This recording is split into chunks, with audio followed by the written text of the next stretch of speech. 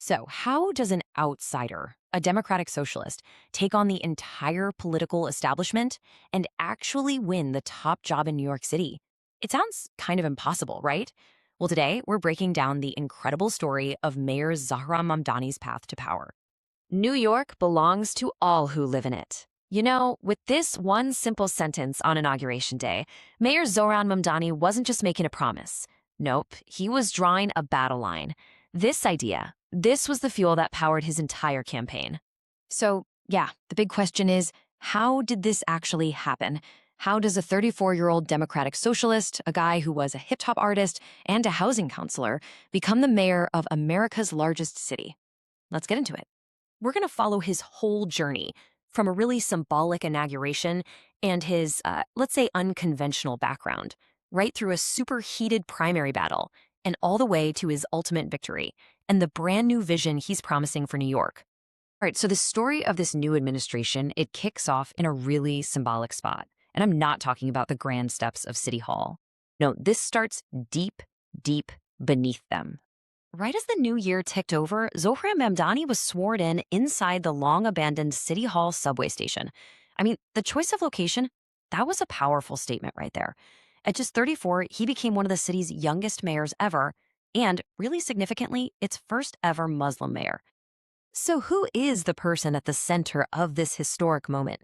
Because to really get the victory, you have to understand the candidate. And let me tell you, his path was anything but traditional. Just take a look at this journey. It's kind of wild. It starts in Kampala, Uganda. He graduates college, and then, get this, just 2 years later, he's a hip-hop artist, went by the name Young Cardamom. A couple years after that, total switch. He's a housing counselor, fighting evictions. Then a huge jump into politics with a state assembly win. And just a few years later, he's running for mayor. This is, well, it's definitely not your typical political resume. And his platform was just as unconventional as his resume was. He wasn't out there promising, little tweaks here and there. He was proposing a fundamental reshaping of the entire city. We're talking universal childcare, a citywide rent freeze, even city-run grocery stores. And on top of all that, free city buses and a $30 minimum wage. These weren't just ideas. This was a direct challenge to the way things have always been done.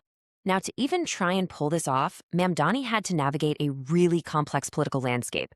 It was a seriously crowded primary, and a new voting system was about to change all the rules of the game.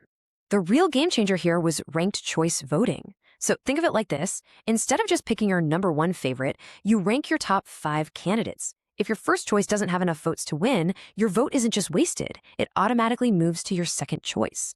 And why does this matter? Well, this process really helps insurgent candidates because voters can pick them first without feeling like they're just throwing their vote away. So this system, it basically set the stage for a classic political showdown. On one side, you had the insurgent Zohran Mamdani, the grassroots democratic socialist, and on the other, the establishment, former Governor Andrew Cuomo, a true titan of New York politics from a famous political dynasty. It was a real David versus Goliath fight for the direction of the Democratic Party.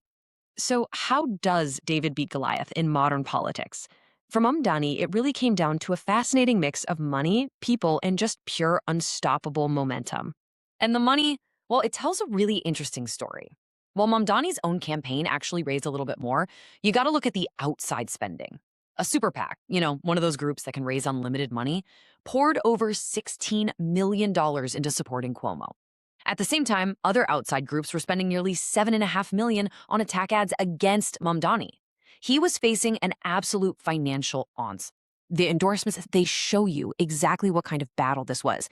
Team Mamdani had the icons of the progressive movement, right? AOC and Bernie Sanders. Meanwhile, Team Cuomo was backed by the heavyweights of the Democratic Party establishment, Michael Bloomberg, the Clintons, and the outgoing mayor, Eric Adams.